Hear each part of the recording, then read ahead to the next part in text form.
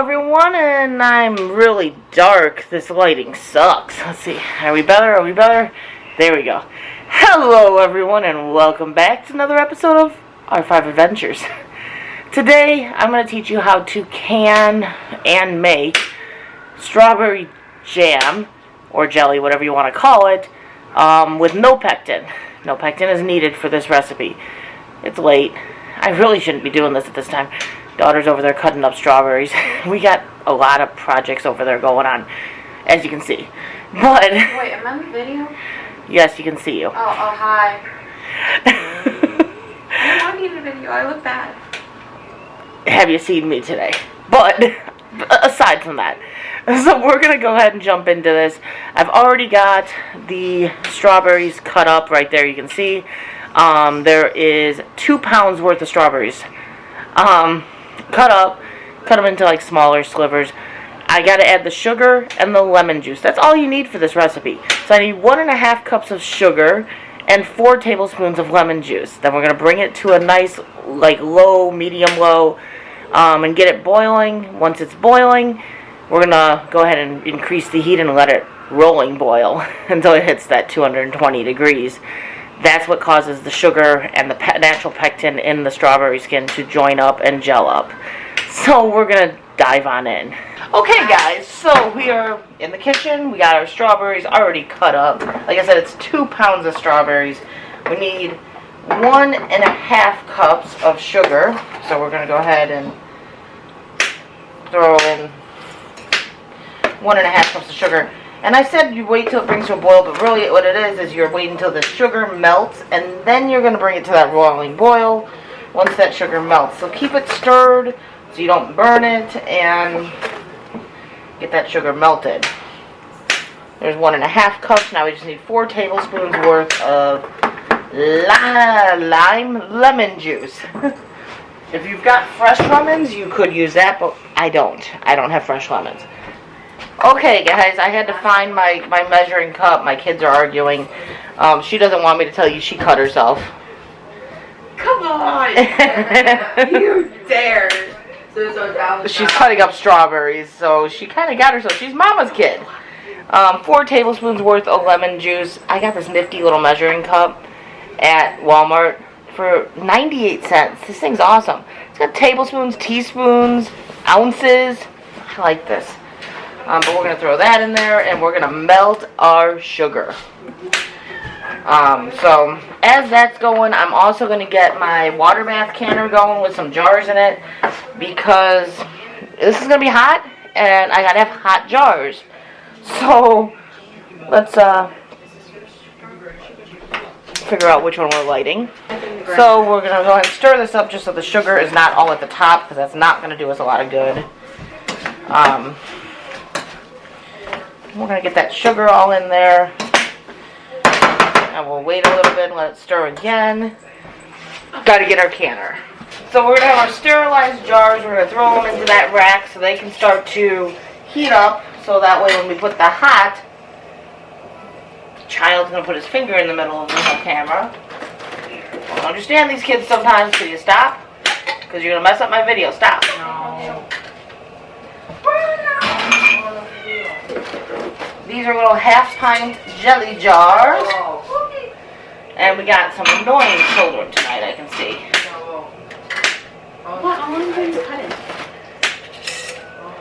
I don't think we're going to need too many of these, but I honestly don't know. This is the first for me making the strawberry jam, strawberry jelly.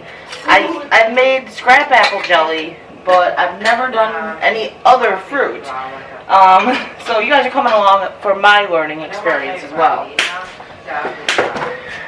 So we're going to put the lid on so that the heat stays in there. And that can heat up and be ready for this. Strawberries, or the sugar is definitely melting. So that's a plus. Get all that melting.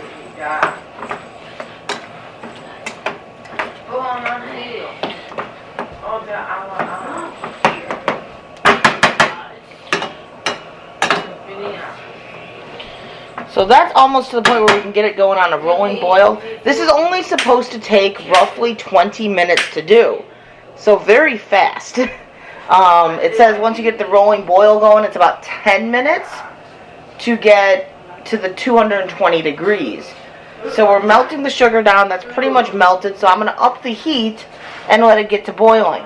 While you're boiling it, you want to keep mixing it, but you also want to try to smash these strawberries.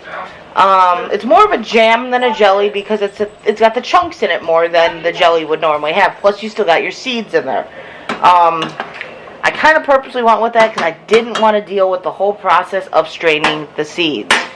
I got the masher because it'll be easier than trying to mash with a spoon, to try to get these a little bit mashed already. And they're not too warm yet, so they're not going to mash as easy as they cook down. Yeah, they're not really at a mashing point yet.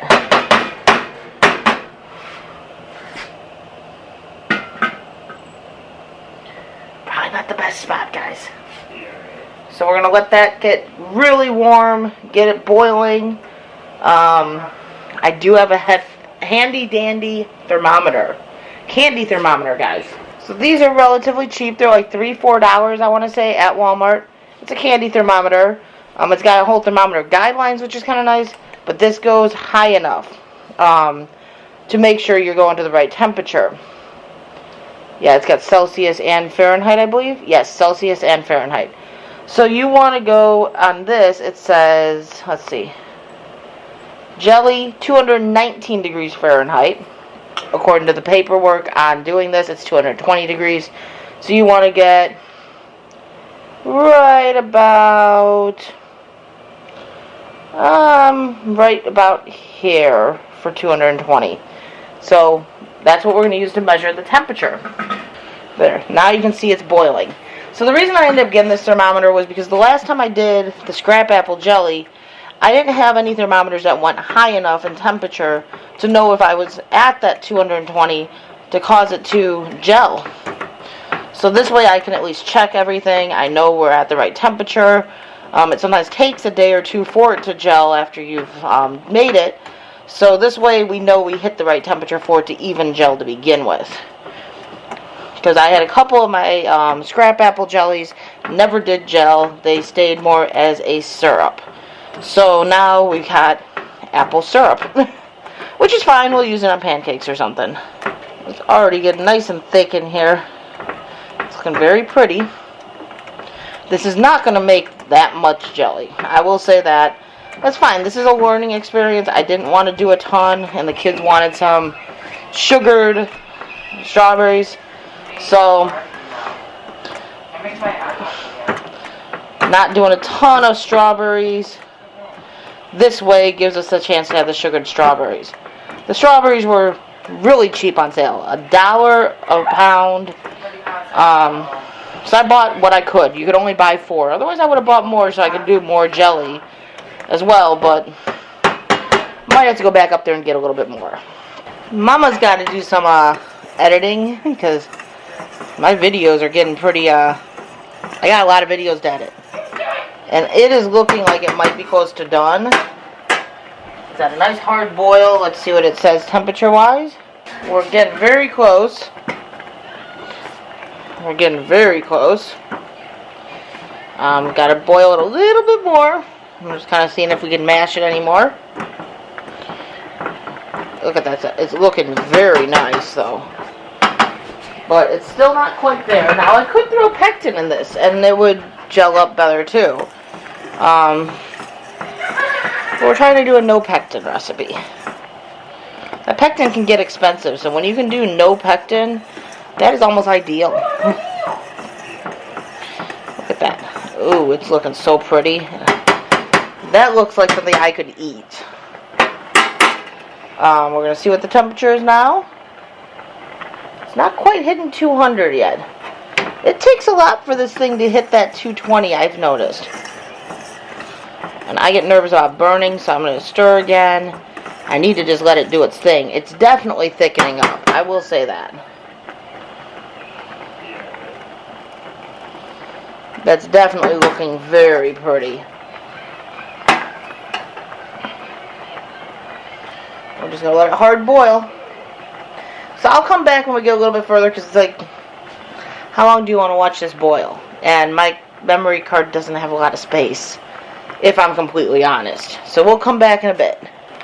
Okay, guys, so we have hit that 220 degrees. Beautiful, beautiful jelly. Now what you're going to do is, in your hot jars, you're going to put your hot jelly, using the funnel. I'm sorry, I'm doing this where you can't see it, but using your wide mouth funnel, I will show you in a minute. Leave at least 1/4 of an inch of headspace. Now you can see what I'm doing. So you're going to just put this in there.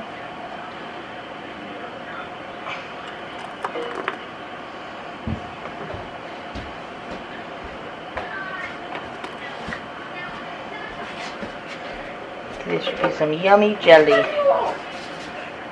So now, that's done. Now, using the wide mouth funnel, I don't tend to get anything on the edges. I actually don't wipe them. A lot of people will use vinegar on a towel and wipe around the edges to make sure you don't have anything in there. Now, I don't know where my handy dandy little spatula that's for canning went, but you're going to just kind of take the spatula and go along the edges just to make sure you push any air out that might be in there. Get rid of the air.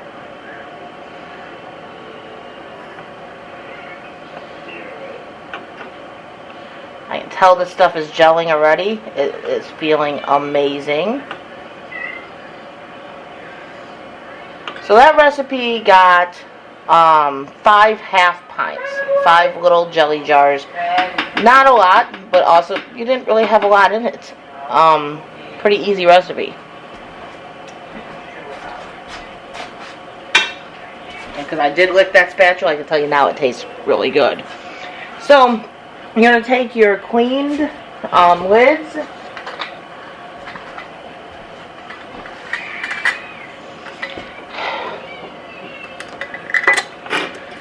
and finger tight down.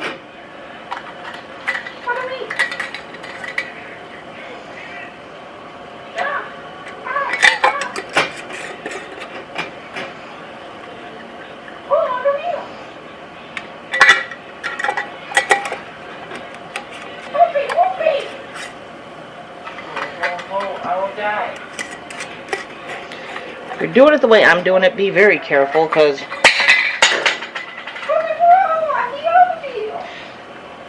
the sides get pretty hot. That's why it is easier to do this outside on a towel. You don't want to put it on the counter because thermal shock will crack your jars. But outside on a towel, on the counter, it's easier because the steam does get hot. So now this is very simple, guys. You're going to lower your rack in. Make sure that you have at least 1 inch of water covering the lids. And once it is boiling, which it looks like it's already boiling, you're going to process this for 5 minutes. Just 5 minutes, guys. Fast, simple, 5 minutes. So it's boiling. We're going to put that lid on, and we're going to process that for 5 minutes with the lid on. We started at 12:09 at night. It'll be done by 12:14, and then I'll turn the heat off, and I'll leave it sit for another 5 minutes before taking it out, so it can kind of regulate temperature. We'll come back when it gets to that point. So once you're done processing your strawberry jam for the 5 minutes, and then leaving it for 5 more minutes, you remove it from the water bath. And make sure you set it on a towel, so you don't get thermal shock. Because if you put a hot jar onto the counter, that hot to the cold could cause your jar to crack, so you want to make sure you have that buffer. And then you're just going to wait 24 hours and make sure they seal. They look beautiful. They do look beautiful. Don't move them around. Don't mess with them. Wait 24 hours for that seal to happen. I'm going to explain what you're going to do after 24 hours. Once 24 hours is up, this band right here you're going to remove. You're going to twist it off, take it off. Don't put it back on. Leaving that band on, guys, can cause the seal to let go sooner than it's supposed to by putting the pressure down on it. It can also cause, there could get water in between it and cause rust, which will make it near impossible to take it off. And lastly, the biggest reason, you could get a false seal. That lid could come loose, pop out, pop the seal, and then with that band being on there, it will push the seal right back down, and you'll never know easily that that seal was broke, and now you have an unsafe jar that you're going to eat. Once that's off, you're going to check in the center here, see if you can kind of tell. You can kind of see here how there's the bubble up, has not sealed yet. You want to make sure that that bubble has compressed down, that it's indented in or flat. Also check to make sure you don't hear any sound coming from it, like this one, it's already down. That one is not. It takes sometimes a couple hours. Once as it cools, it pushes down. Also, lift around the lid, pick it up. Make sure that lid doesn't come off. If it does come off, you have up to 24 hours, so basically when you're checking these seals, to turn around and reprocess them or put it in the fridge and you can eat it. Once you know that they're safe, mark your lids with the date and what's in there and store it on your shelf in a cool, dark area, and it's good for at least 1 year. Ball has recently upgraded it to being 18 months that you're guaranteeing the lid. So you have at least a year to 18 months. Many people eat it long after that. So you've got a while to enjoy your wonderful creation. So that's how you would do strawberry jam. Hope you guys learned a little bit, and just be kind, guys. You don't know what anyone's going through. Your kindness could mean the world to someone. It could save someone's life, literally. Love you guys. Catch you on the next one.